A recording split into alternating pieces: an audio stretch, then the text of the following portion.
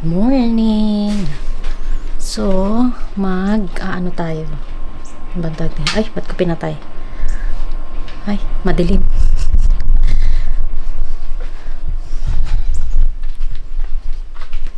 May tsinelas ka dyan. Ako magbubota. Kasi, mag-harvest kami ng mga konting gulay-gulay dun sa unang garden namin dito sa bahay namin. Papakita ko sa inyo yung mga konting natanim namin since first time namin. So anyway, let's go!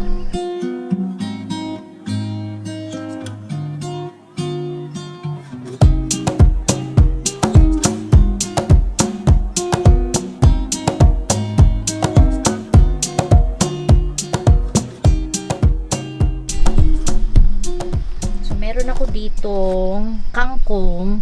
Kaso, pinapapak ng kung ano. Ayan. Pero hopefully, mag-survive. And then, meron din tayo ditong luya. Hindi ko alam kung magsusurvive siya sa winter. Pero, first time ko, itatry natin na ipasok pagtapos ng summer. So, tara. Puntahan natin yung maliit naming patch ng garden.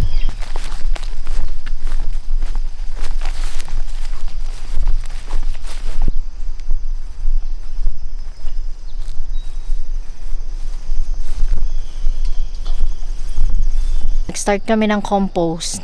So may mga scrap dyan galing kusina. And then nilagyan namin ng mga, anong tawag dun? Yung galing sa mga punong pinutol namin. So pwede yun. Yan. So meron kaming, hindi ko alam bakit ang dami namin celery.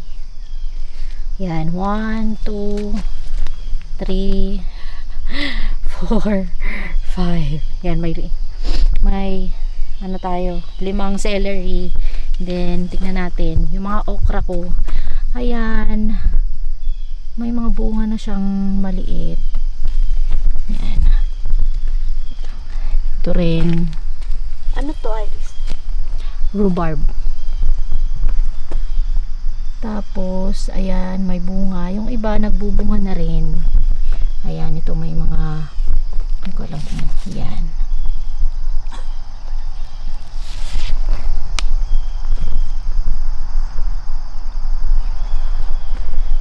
Tapos di ko alam kung ano nangyari sa sitaw na to, bulinggit pa rin hanggang ngayon. Yung isa medyo lumalaki na siya. Tapos ito ang aming cucumber. Yan, ang daming bulaklak. Tapos marami na rin siyang mga bungang, mga maliliit, pero may malalaki na rin. Ayan, isa, yan kukunin natin. 2. Tapos ayun pa. Yan, tapos may mga baby. Ayan. Meron tayong Brussels sprouts, kaya lang may mga peste-peste. Pero sana mabuo. Meron pa tayong mga maliliit na kamatis. Ito, ililipat natin to. Yan, yung mga yan. Yan yung mga sinimulan ko sa seeds na nilagay ko sa paper towel. And then, ito, Brussels sprout ulit. Tapos may kangkong tayo na medyo may mga peste din. Mga peste talaga, yung mga peste na yan eh. Tapos meron akong talbos, kaso kaunti pa lang, kaya hindi ko pa ma-harvest. And meron ulit akong patch ng kangkong kasi hindi naman pwedeng isa lang kainin natin. Itong mga to, ewan ko, hindi siya masyadong pinipeste unlike nung nasa harap namin. And then, ayan, gusto ko ng sili, so nagtanim ako ng cayenne pepper. Ayan. Meron pa dun sa likod.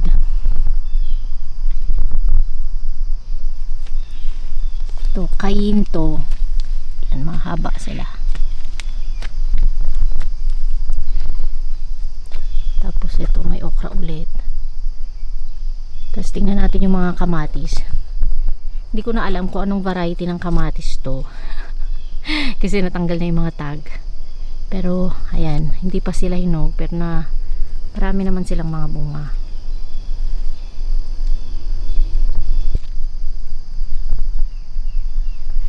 Ayan, ito yung mga cherry tomato.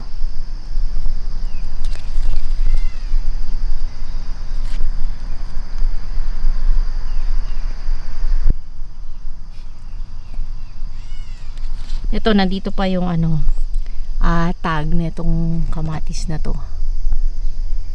Natin. Although hindi pa sila hinog, ito medyo tawag nila cat face. Although okay lang siya. Butter bash. Tanga. Meron din kaming beans. Kaso hindi ko alam kung anong klaseng beans. At mukhang may pumapapak. Feeling namin deer. Kasi nga yung paraan ng pagkagat nila. May bunga din to. Kaya lang hindi ko alam. Flat siya. Ayan. Pero lasang beans naman siya kasi kumuha kami nakaraan. And then, ito, zucchini. May bunga din to. Pero ewan ko ba, isa lang. Silipin natin. Ayun. Mamaya harvest din natin yan. Ito na-discover ko lang. Ang pangalan niya ay ito. Ayan. Shishito sweet peppers. Hindi naman siya sweet actually. Pero ang niya, ayan. Ang ginagawa kong luto sa kanya, iniihaw ko or pinapaksiyo. Yan, para sa mga Ilocano dyan, shout out. Although hindi ako marunong mag-Ilocano. Pero Ilocano kasi ang mama ko. Oh, ganda. First time Okay. kong nag-harvest at nakakita ng puno ng pipino. Talaga ba? First time mo? Galing. Tingnan natin. Wow! Ganyan mo. Ang Yan. laki-laki. Yummy. Yan, malaki. So, kukunin na natin kasi baka mahinog. Nakakatuwa, ang laki. Oh. Wow, ang haba.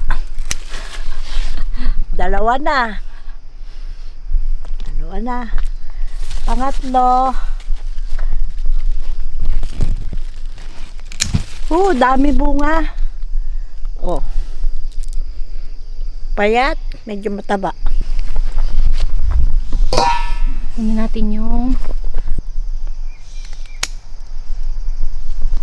1. Tabingi. 2.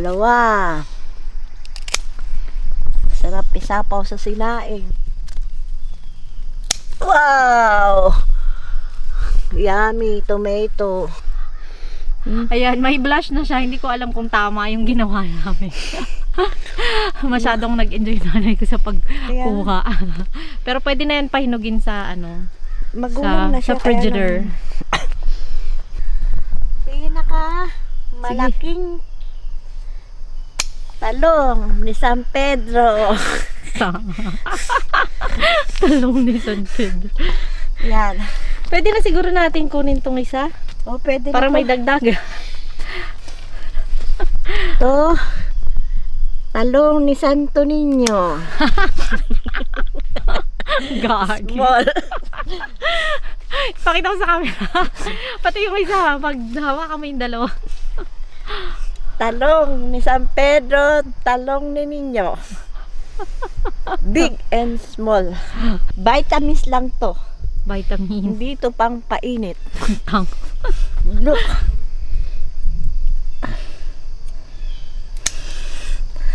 Ang sarap mamitas ng tanim. Lalo na kung hindi ikaw nagtanim, ha? Oo na, lalo na pag ikaw hindi nagtanim. Look. Lalaki na sibuyas pang pakbet. Meron pa. Kunin mo na lahat ng Malalaki lang.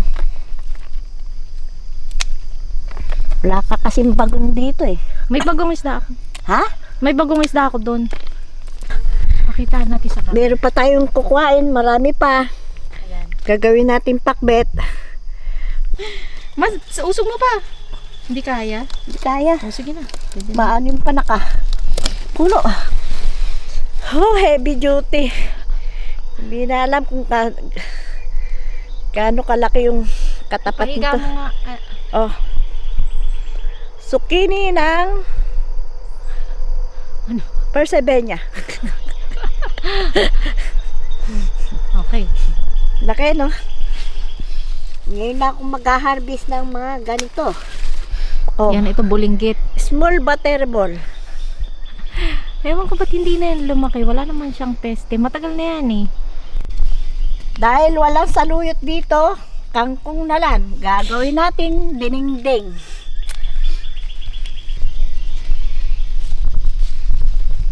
Ito, siguradong healthy, walang fertilizer.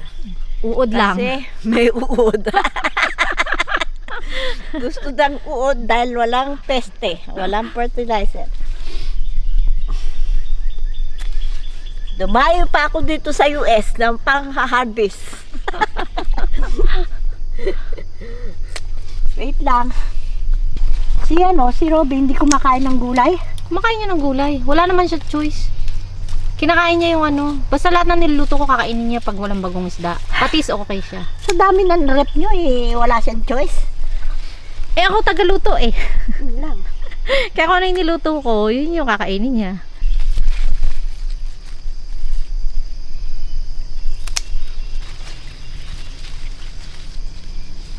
Tinatanong na nanay ko. Pag hindi umuulan, kailangan siya magdilig. So meron kami netong hose. Simula dun sa bahay namin, nagdugtong kami.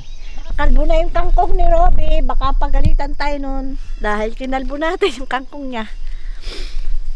Muli ka na. Lutuin na natin. Para mag-almusal tayo ng fresh vegetable. Sabi nanay ko, lutuin na natin. Lulutuin niya. Kung ano kaya ang luto nito. Hindi ko alam, paghalo-haluin natin. Pwede to. May okra, may talong. Hindi pwedeng ang zucchini sa dinding. Hindi na natin alam kung anong putaan. Pwede siguro, parang ano, patola style.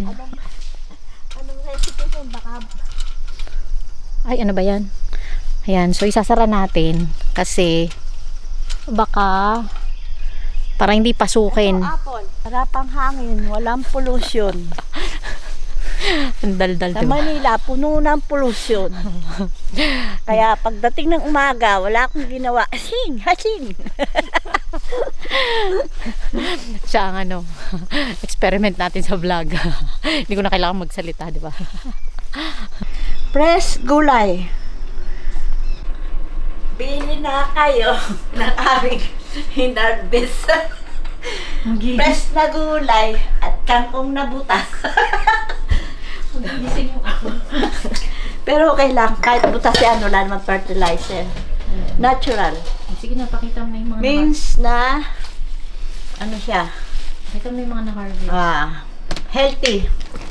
Kahit siya ay butas-butas, kasi walang fertilizer. Pwede yan kainin. Pag may uod, pwede na rin kainin. Pero wala eh. Tumakas sila dahil alam niya harvestin na. Zucchini green, big. Zucchini yellow, small. Ito maganda. Talong ni San Pedro at sanong ni Santo Niño. Sorry po. Sili. Sili pang gulay. Ano pangalan to? Shishito. Ay, sisito. Hindi maanghang. Ay, ang pipino namin. 3, 4. Wow, kaya ba namin ubusin to? Wala tayong pagbebentahan dito eh. Hindi uso dito ang lako. Oh, lako. Kaya sa lahat, nakakatuwa at masarap ng kainin. Ito, cherry tomato. Yummy. Wow. Tsaka yung okra na Robby. May diretso. May baluktot. Okra ni Robby. So, tapos na tayo mag-harvest. So, tignan natin. Mamaya ipapaluto ko sa nanay ko. Para maiba naman yung lasa ng luto. Yun lang. So, bye-bye. Kaya natin nakaputo.